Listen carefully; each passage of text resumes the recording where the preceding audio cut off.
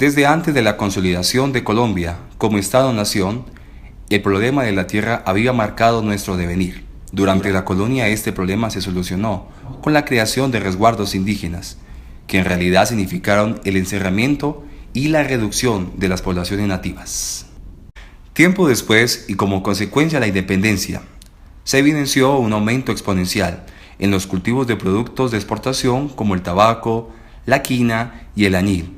aumentando de esta manera el número de trabajadores y a su vez la demanda de tierras, contribuyendo así al problema de materia de tenencia y acumulación de estas mismas, es decir, el aumento de los minifundios. Con el transcurso del tiempo, por medio de la ley se pretendió legalizar la adjudicación de tierras baldías para la producción agraria y de esta misma manera evitar la acumulación de predios. Un claro ejemplo de lo anterior fue la Ley 110 de 1912, por medio de lo cual se redujo la adjudicación individual de 5.000 a 2.500 hectáreas, como asimismo la Ley 200 de 1936, la cual declaraba que la propiedad debía cumplir una función social. La Ley 160 de 1994 nace en el periodo presidencial de César Gaviria. Su orientación estaba determinada sobre el supuesto de que la reforma agraria orientada por el Estado, Ley Primera de 1968, había sido ineficiente en la realización de sus objetivos. Surge en el contexto del narcotráfico, en donde el principal problema hasta entonces era el control y la delimitación del territorio agrícola colombiano. Tenía como objetivos promover el acceso progresivo a la propiedad de tierras de los trabajadores agrarios con el fin de mejorar el ingreso y la calidad de vida de la población campesina. Primero, la creación del Sistema Nacional de Reforma Agraria incluiría la adquisición y adjudicación de tierras, la capacitación campesina e indígena, los servicios sociales básicos, la investigación, el mercadeo y la financiación. Segundo, la creación del Fondo Nacional Agrario, constituido por recursos de la nación, bonos agrarios que el gobierno emitiría, propiedades que el INCORA obtuviera. Tercero, la creación de las zonas de reserva campesina, como áreas seleccionadas por la Junta Directiva de INCORA, las cuales serían áreas geográficas delimitadas por el Estado, en donde se adjudicarían baldíos con el propósito de ordenar la población y cerrar la frontera agraria. Esta figura fue creada como respuesta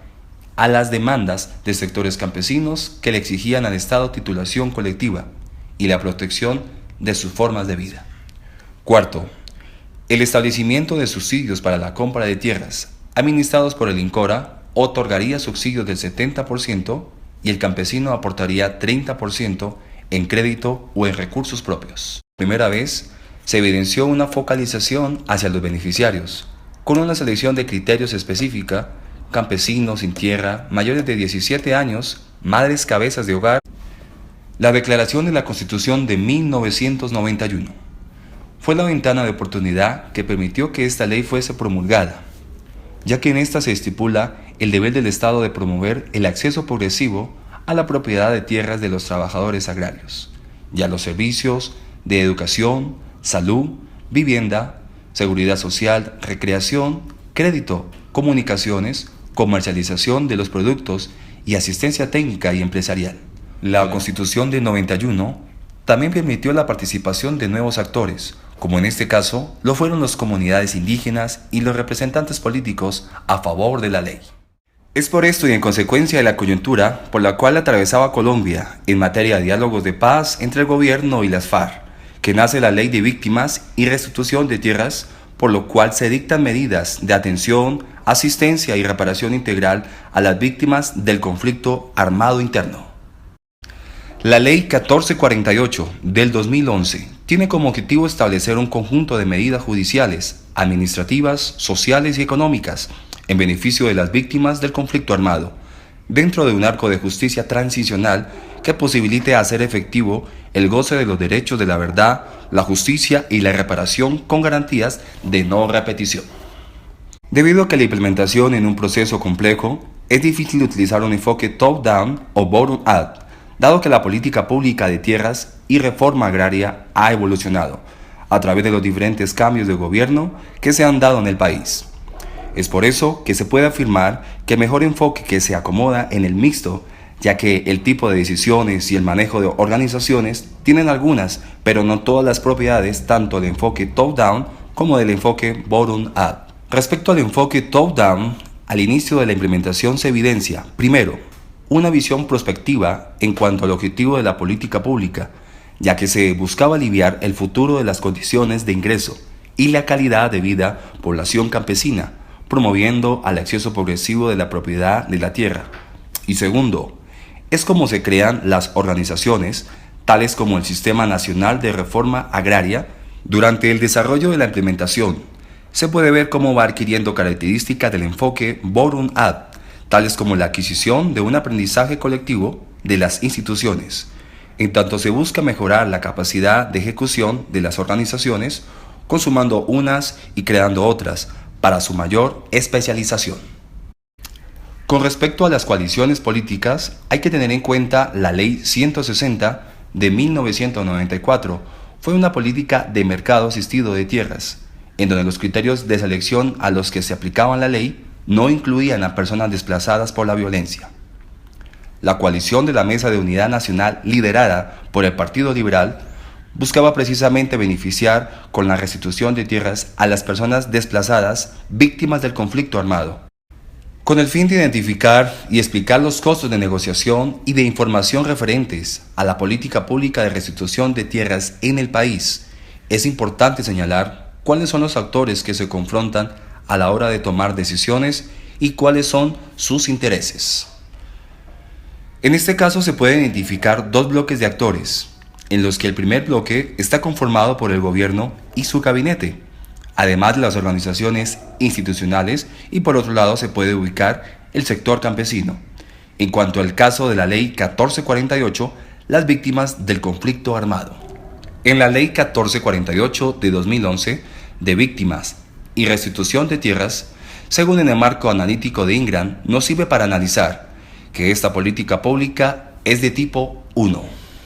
Según el cuadro se tienen objetivos claros, ya que se ve la importancia de tener una regulación, un control y un desarrollo en cuanto al tema de la redistribución y restitución de tierras en el país. Igualmente, la aplicación de esta política pública tiene un complemento flexible por varias razones. Entre ellas se encuentra la diversidad de actores que intervienen e intervinieron en la construcción y consolidación de la misma. La participación de estos actores es bastante relevante, porque cada actor da su punto de vista para mejorar e implementar de la mejor manera posible esta política pública con el verdadero objetivo de solucionar el problema de fondo que se presenta en el país. En cifras e indicadores estadísticos, la implementación de la Ley de Víctimas y Restitución de Tierras, en especial en el ámbito de tierras, se muestra un desarrollo a lo largo de los años exitoso.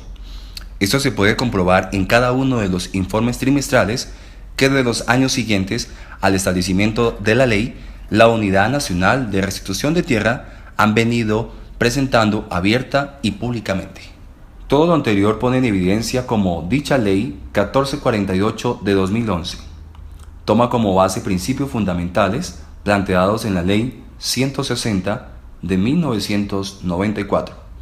con respecto a los mecanismos por medio de los cuales se van a ejecutar los diferentes programas para una equitativa redistribución de tierras en el país. Lo que cabe resaltar es que a diferencia de la Ley de Formulación 160 de 1994,